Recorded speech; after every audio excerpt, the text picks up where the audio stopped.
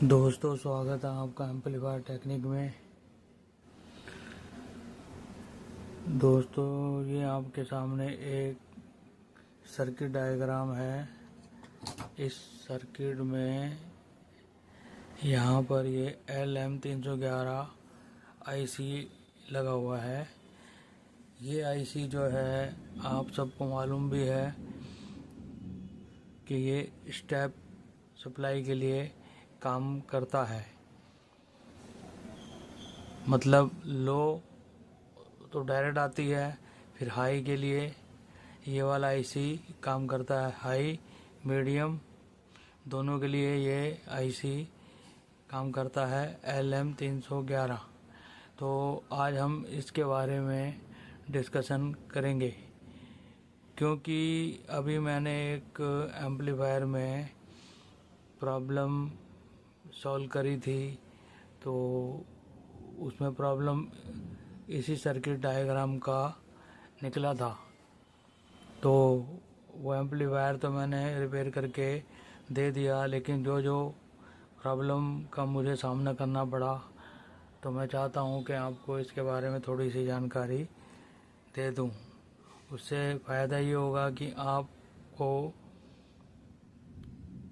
इस तरह की अगर फॉल्ट फाइंडिंग के बारे में जानकारी मिल जाएगी तो आप तुरंत उस प्रॉब्लम को सॉल्व कर सकेंगे और जल्दी से उस प्रॉब्लम के करीब पहुंच जाओगे और फॉल्ट को आप रिपेयर कर लोगे।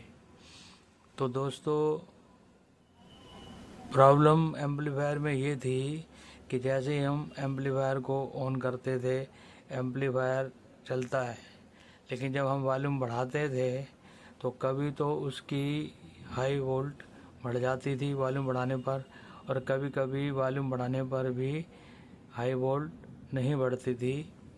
तो फिर उसके बाद बंद कर दें। फिर उसके बाद में एम्पलीफायर को ये प्लेट को पूरे को खोलें, चेक करें सब कुछ ठीक है। उसके बाद फिर से इसको फिट कर दें, सारे कनेक्शन करें और फिर उसके बाद में चेक करें।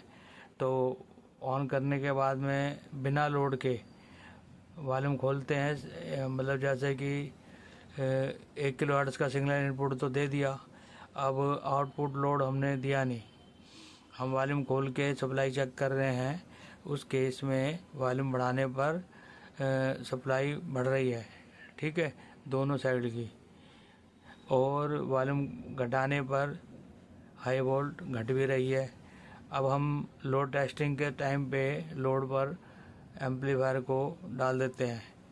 जब उसको ऑन करने के बाद में वॉल्यूम खोलते हैं तो थोड़ी देर में ही जो हाई वोल्ट है वो बनना बंद हो जाती है, और फिर मीडियम या मतलब ये वाला जो लगा हुआ है सर्किट, ये लगा हुआ था डुअल सप्लाई में, मतलब लो और हाई उसके लिए लगा था। तो लो सप्लाई तो ऑन करते ही सीधा एम्पलीफायर को मिल जाता है और वो एम्पलीफायर चल पड़ता है। जो उसके बाद में जो स्टेप हाई वोल्ट होती है वो इसमें कभी आती थी कभी नहीं आती थी।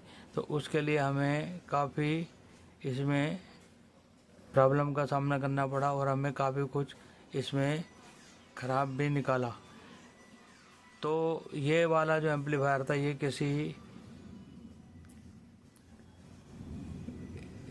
किसी रिपेयर करने वाले मैकेनिक के पास से उठकर आया था। तो उसने भी काफ़ी मुशक्क़त करी होगी तो रिपेयर नहीं हो पाया था, इसलिए वो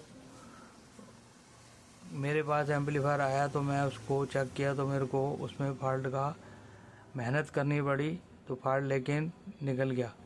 तो इसलिए मैं चाह रहा था कि आपको भी बता दूं ताकि आपको कम मेहनत में जल्दी से फॉल्ट आपके हाथ में आ जाए।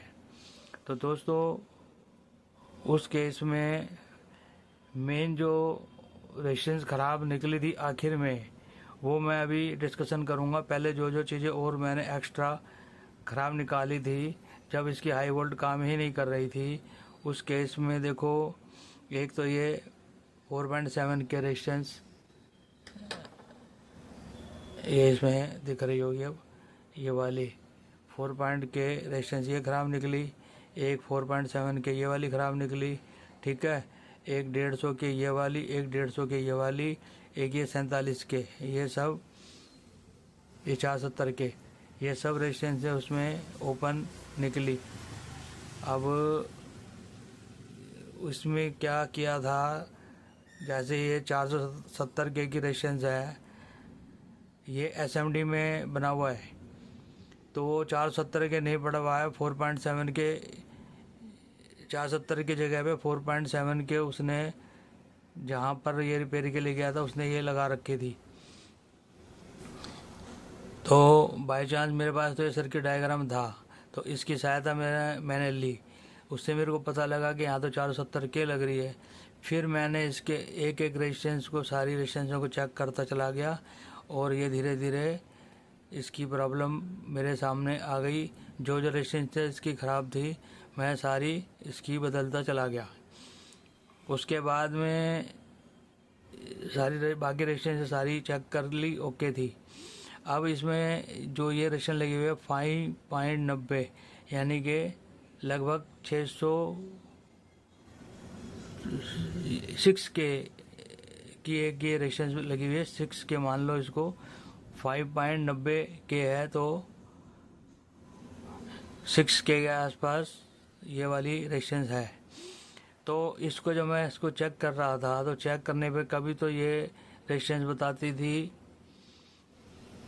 7 के, कभी बताती थी 5 के, कभी कुछ ये रेजिस्टेंस जो है बार बार प्रॉब्लम कर रही थी। तो डाउट पे तो थी, लेकिन मैंने इसको नहीं बदल पाया क्योंकि मैं समझ रहा था ये सही होगी। इस चक्कर में फिर मैं इस प्लेट को वापस कस देता था। कसने के बाद में जब उसको एम्पलीफायर को ऑन करता था तो उसकी एम्पलीफायर चल पड़ता था, थोड़ी देर में ही जो उसकी हाई वोल्ट है वो उसका बनना बंद हो जाती थी और वो एम्पलीफायर सिर्फ लो वोल्ट पर ही चलता था। तो फिर बाद में मैंने निकालने के बाद में इस रेजिस्टेंस को निकाल दिया बाहर। निकालने के बाद में जब मैंने इसको चेक किया बाहर निकाल कर, तो ये रेजिस्टेंस की वैल्यू इसकी बढ़ी हुई थी। तो रेजिस्टेंस की वैल्यू बढ़ी होने की वजह से ये प्रॉब्लम बार बार आ रही थी। इंटरनली ये रेजिस्टेंस या तो टूटी हुई थी या कुछ, मतलब उसमें इस तरह की प्रॉब्लम थी कि ये जो है बार बार कभी काम करती थी कभी नहीं करती थी। इस वजह से मतलब आउटपुट पे लोड डाल देंगे तो काम नहीं करती थी, और अगर लोड आउटपुट पे हम नहीं डालेंगे, वैसे लोड चेक करेंगे तो हाई वोल्ट हमें मिल जाती थी। तो मेरा कहने का मतलब ये है, कभी भी इस तरह की प्रॉब्लम आपके सामने आती है तो आप ये 5.90 के की रेजिस्टेंस आप चेक करें और इसे लगा दें, तो इससे आपकी ये प्रॉब्लम तुरंत सॉल्व हो जाएगी। उसके बाद में ये प्रॉब्लम मेरी सॉल्व हो गई। तो बस मैं यही बताना चाह रहा था। तो आज की वीडियो इतने ही, मिलते हैं अगली वीडियो में, तब तक के लिए नमस्कार।